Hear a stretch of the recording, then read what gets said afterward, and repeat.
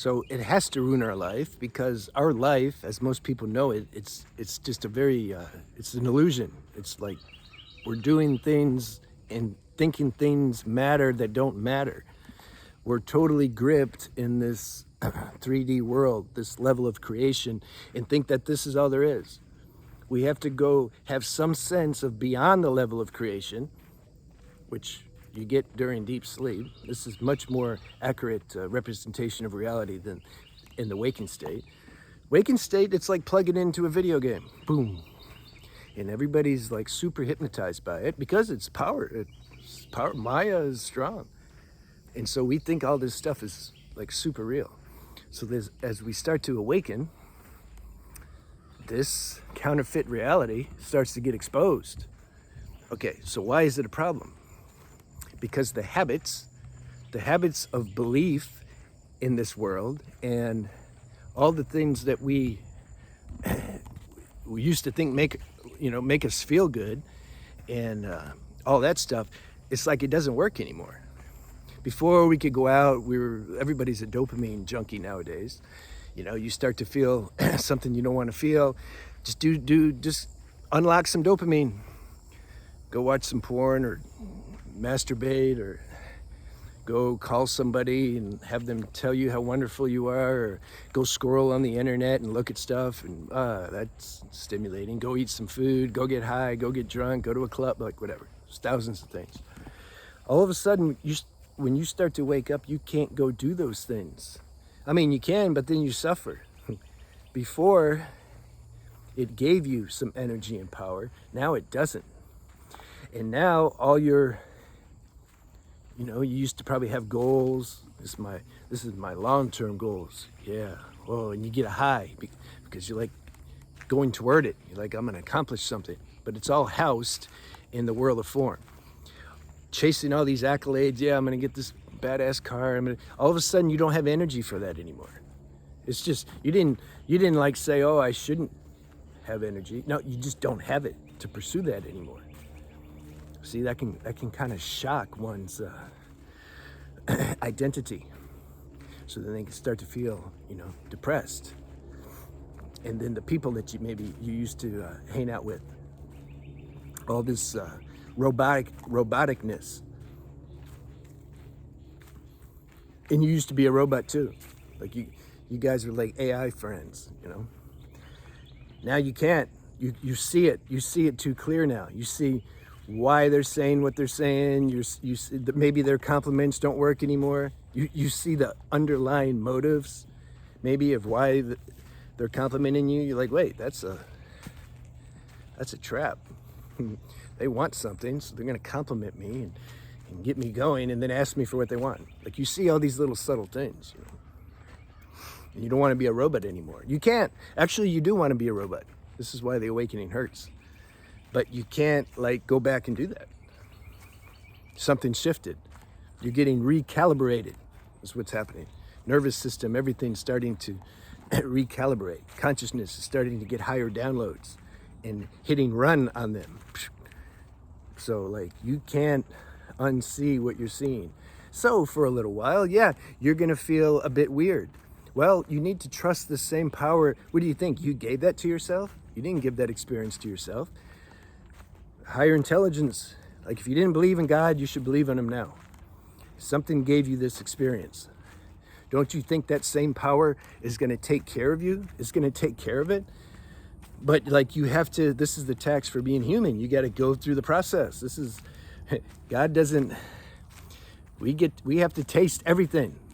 It's like if you eat some food, if it's bad food, if it's poison, you have to taste how it gets digested and assimilated, and then the consequences, and then how it gets eliminated. You have to taste the whole thing. So this is how life is. I remember my first major, my awakening story. Now, my major, I'm writing a book, and one of the main chapters is this awakening never ends.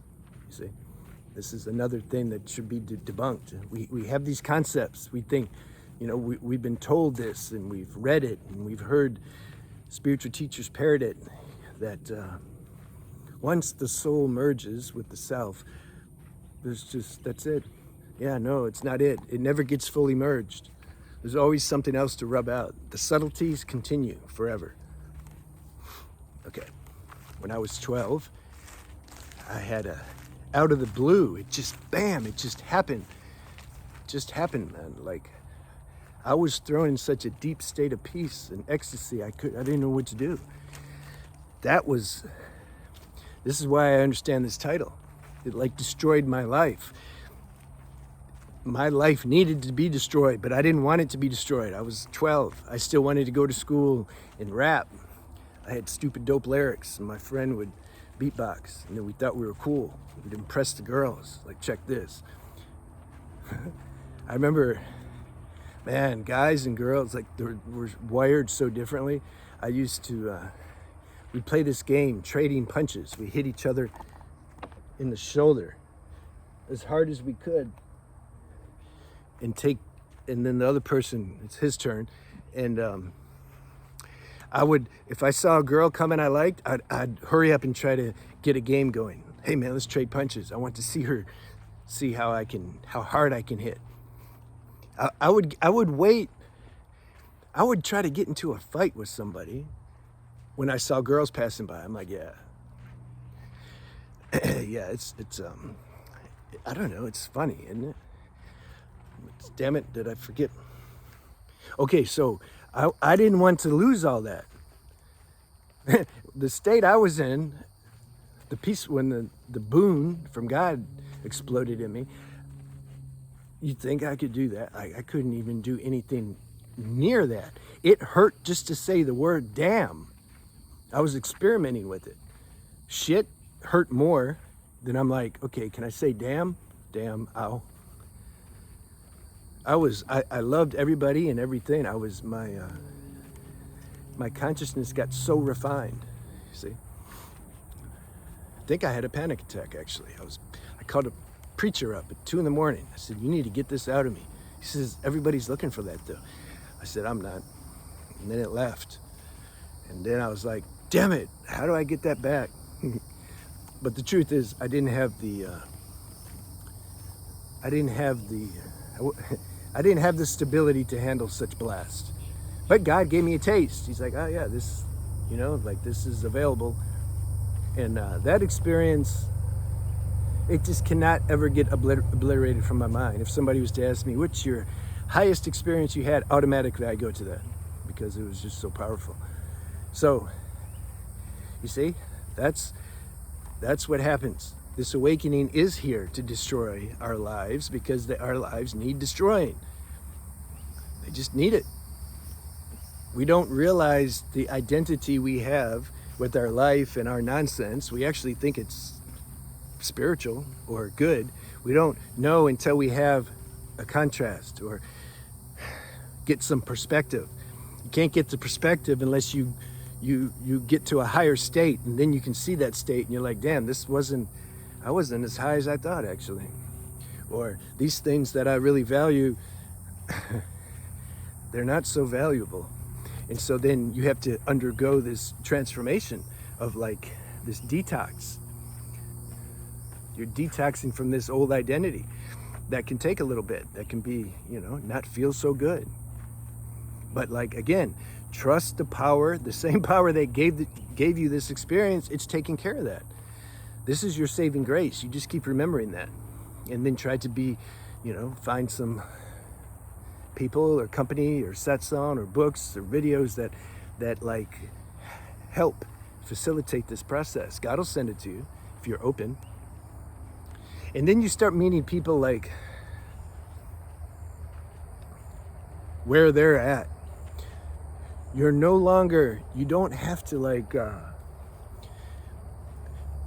see, when you become more one with the Creator, which is your own deepest self, you automatically need people less.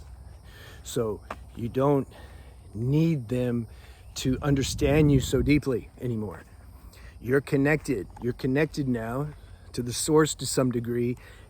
You know it understands you. That's all that matters. That's all that counts after that. It just somehow nothing else, it doesn't matter so much. So then you can meet people where they're at, and you don't expect them or get resentful, especially family, that they're not meeting your unconscious expectations. You're like, we're all apples on this tree and we're at different levels of ripeness. Like, what are you going to do? Is the more ripe apple going to get mad at the less ripe apple? Because it's like, I want to connect with you, but like, you're too unripe. Damn it. This is why people feel lonely.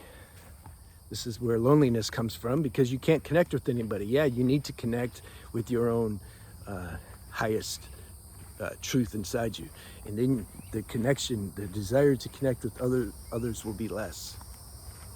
In the meantime, yeah, if you can find some spiritual friends or somebody, even one person's plenty, who understands you, that you can share certain things with, that's helpful, because it's not easy having an emotional body and the thoughts and the mind and all these feelings and emotions. Sometimes, it can get the best of us. So then God puts certain tools here that help you stay up.